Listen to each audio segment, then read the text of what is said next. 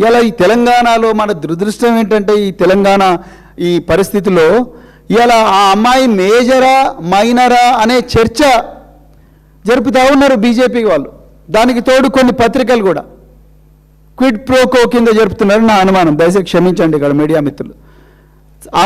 అమ్మాయి మీద జరిగిన అత్యాచారము, మల్టిపుల్ లొకేషన్స్లో జరిగిన అఘాయిత్యాలు, అత్యాచారాలు అనే దాని మీద చర్చ జరగాలి. ఒక కేంద్ర హోంశాఖ సహాయ మంత్రి కొడుకు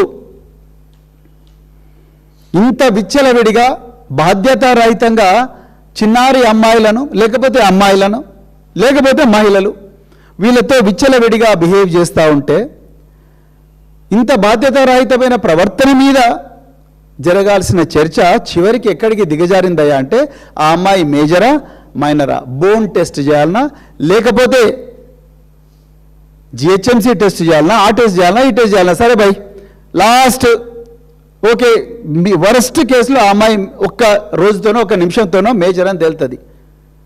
బారకున్ మాఫా అంటే అది అఘాయిత్యం కాదా?